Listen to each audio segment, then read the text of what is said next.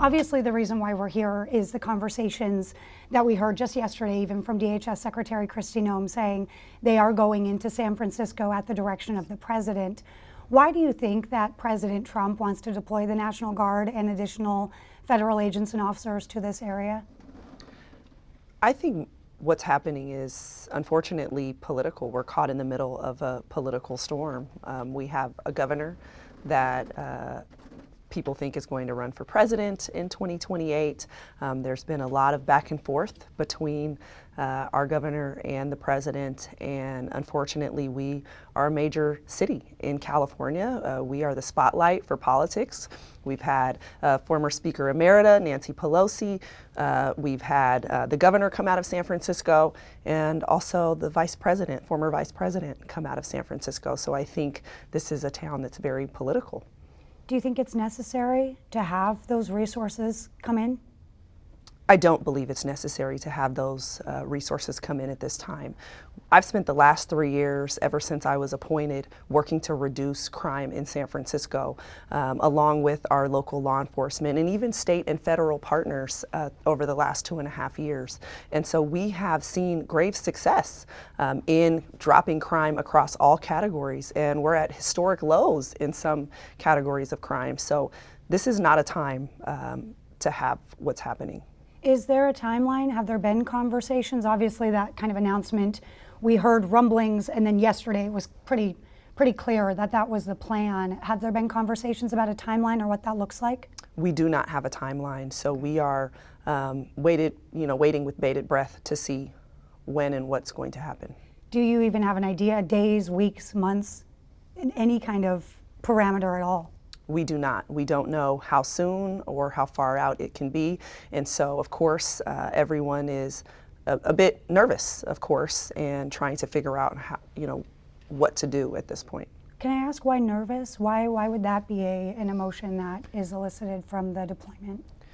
I'm nervous for the families that are going to be impacted. What we have seen, I think, around the country is that what precedes the National Guard is what appears to be very excessive immigration enforcement. And so I think we've been having a conversation about National Guard, but missing the real key element here, which is in order legally for the president to deploy the National Guard, there has to be a rebellion or some type of civil unrest. And so what has preceded the National Guard has been a massive invasion of Customs and Border Patrol agents and ICE agents into a region that then provokes the public in that region to respond. And so we're very nervous not only about having our residents be taken by Customs and Border Patrol, families be broken apart, but also what the response will be from San Franciscans and not wanting to see anyone be hurt, be injured, or caught up in this firestorm. Are you concerned that we could see some violence, that we could see things escalate? I think we've seen it escalate in Los Angeles, in Chicago, and in other places. And so, of course, we have those concerns as well. People have a very emotional reaction to seeing families broken apart and what's been going on.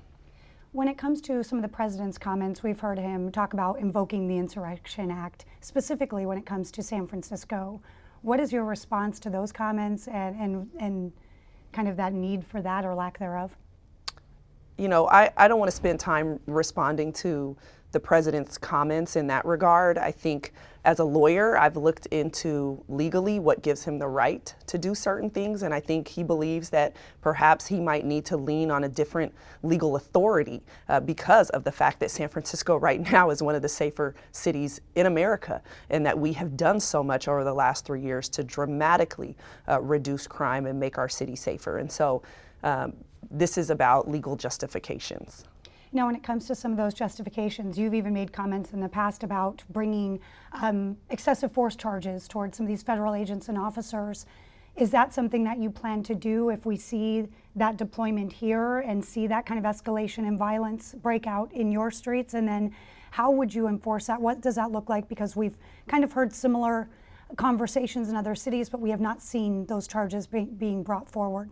I wanted to be clear from day one that I am the district attorney here, and I am responsible for holding anyone who violates the law responsible, both ordinary citizens, ordinary people, but also law enforcement. And so my job is to make sure that law enforcement abides by the law and the confines of the law when they exercise their duties. And I have seen, just like everybody else, how chaotic this enforcement has become, and I've seen different levels of uses of force, and I wanted it to be clear that they need to obey the law as well, and that if they cross those boundaries through using excessive force or through violating the law in any way, that I will have an obligation to the people of San Francisco to pursue charges in any case that I feel we can prove beyond a reasonable doubt. Legally, of course, it's very complex anytime you're talking about a law enforcement official, but certainly someone who is deployed by the federal government. And so we have been researching what our authority is. They don't have a blank check to come in and do anything they want simply because of the immunities that do exist when they're deployed by the president. And so we will be looking at what state laws, again, are applicable and how those need to be enforced, along with our local law enforcement agencies who we will need to assist in making an arrest or issuing a warrant. And some of those things that we've seen recently, we've seen the mask unmasking, if you will, in California. We've also seen some regulations on body cameras being mandated. How do you plan to enforce that on a state level when they're federal entities, essentially? They're telling me that it's unenforceable. You can't tell us to take off our masks. That's a state versus a federal issue. Kind of walk me through that. How can you enforce that if you can at all? It's very complicated when you're speaking of the masks, because those are very complex legal issues when you're talking about state authority versus federal authority. The other thing is that law actually doesn't come into effect until January. And so if they come to San Francisco now, that won't be in play at all whatsoever. And so I've spent my time looking at the other laws with respect to, again, uses of force, because those are likely to be what are more in play, given we expect them to be here before the end of the year. Okay, that makes sense. Now, obviously, you've talked a little bit about the crime and gains that you've made and efforts that you've been championing in the last 3 years, and that has been making a big impact on crime. We have seen that plummet. We've seen it drop substantially. But we do know that there's still an issue with homelessness and with the scourge of fentanyl flowing into the country. How do you plan to tackle that, and how do you plan to go after these multinational cartels that the mayor and governor are both talking about, who are supplying the fentanyl essentially? There's been no DA more aggressive at going at drug dealing in San Francisco than me. When I first took over 3 years ago, after helping to recall a radically progressive DA who was doing nothing about the surge of fentanyl in our streets, I made it clear that I was going to be seeking to detain our drug dealers in custody right away, that we would be doing everything we could to hold them accountable. And within 6 months, we formed a task force not only with the State Highway Patrol and the California National Guard analysts, but also with the federal government. With the Biden administration, we worked with the U.S. Attorney's Office and the DEA and the FBI to do everything that we could to bring these people into custody so that they could be prosecuted. We have a partnership with the U.S. Attorney's Office on prosecution strategies, and so we have done more, I think, than anyone to make sure that we're holding those drug dealers accountable. And yes, there's still work to be done. And that partnership continues to this day. And so we're going to keep at it because we know what we've been doing is working. Are the drugs coming from the southern border? Is it coming from the Mexican cartels? Is that what you guys believe? Everything that I've heard from the DEA and from federal officials is that the precursor chemicals are coming from China into Mexico, that the fentanyl is being produced in Mexico and then coming through our southern border. So what can you do up here against the cartels down there? What can you do? We have to make sure that the flood of fentanyl onto our streets is what we tackle, because that's within my jurisdiction, and that's why street level drug dealers have to be held accountable. We can't allow them to simply sell what they are selling and only look at the higher level players. They are a part of this organization. And what I learned 3 years ago is that San Francisco, when I took over, was really a training ground for the cartel to begin to train street level dealers and then deploy them out into other Western cities. And that was what we had to get under control. And I filed charges against nearly 1,000 drug dealers since I took over. This is a long game. We have to keep at this so that we can save the lives of San Franciscans who we know are at risk of dying of overdose. And obviously the immigration piece is part of all of this too. We know that there's a big immigrant population that lives in San Francisco. Some of them do have orders of removal. We've seen the maps and the graphics. Do you guys have statistics on how many of the crimes being committed are by illegal immigrants, or is that just in one lump because you're more of a sanctuary kind of jurisdiction? We are a sanctuary city, of course, but the other thing is we're not looking at where somebody came from as to how that affects their case. For me, I hold anyone and everyone who commits crime in San Francisco accountable, regardless of where they come from or what they look like. And so that has been our mission. We actually don't get into keeping track of whether someone's documented or not documented, because our focus is accountability for everyone. So I'm not sure if anyone else keeps that data, but we do not. Okay. When it comes to accountability for others, we talked a little bit about masking and the enforcement of that, and then the enforcement of excessive force as well.